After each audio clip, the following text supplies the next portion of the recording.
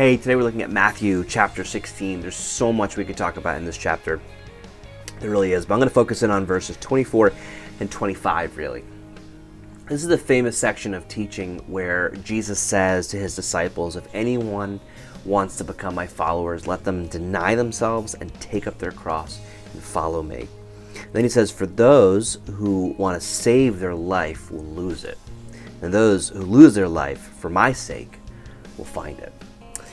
And this just gets to the heart of something that we simply need to wrestle to the ground and understand as people who are trying to follow after Jesus.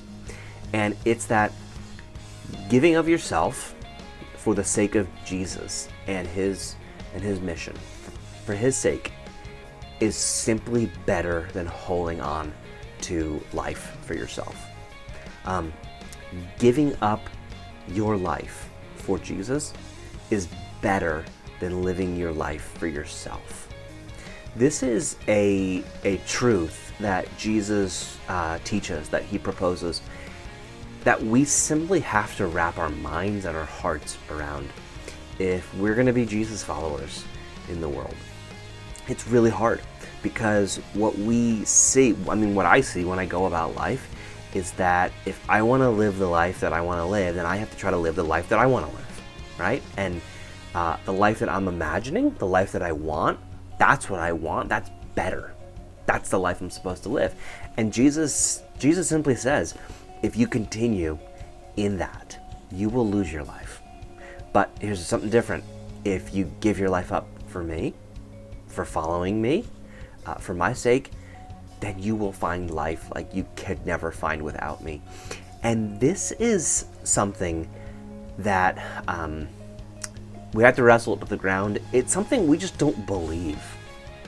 It's something that I have a very hard time trusting Jesus, that if I just deny myself, which means don't go after the things that I want and don't grab after the things that I want, but allow others to get them or to give them away, right? To deny yourself and then to take up your cross.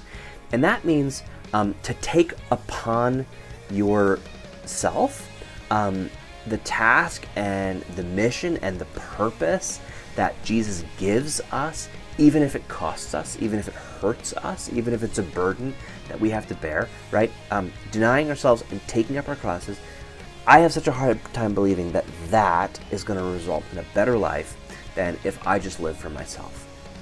And when I live for myself, when we live for ourselves, rather than giving up our lives to follow after Jesus, not only are we fooling ourselves, not only are we living a sort of untruth, but we're actually forfeiting something much better that Jesus is extending to us.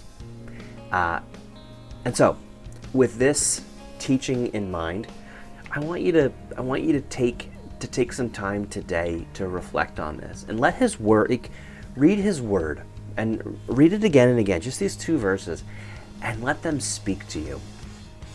Maybe through it you'll hear him asking a question like, how are you living your life for you rather than living your life for me? Or how are you not denying yourself in a way that I'm calling you to deny yourself?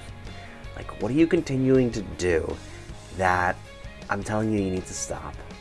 Or what are you holding on to that I'm telling you need to let go? Or what are you insisting on that you get your way on that I'm telling you it's going to be better if you don't, right? Or what is the thing, like what is the cross that he's calling you to take up? What is the vocation in life? What is the direction? What is the relationship? What is the purpose that Jesus is pressing down upon you and you're just refusing to take up that cross and follow him? Whatever it is, I want you to, listen to these words again, listen to his word, and reflect on it, and let him speak to you, and let him challenge you. Let him challenge your heart and your mind and your life so that you could actually give up your life, so that you could lose your life, but then actually find life like you've never had before in him.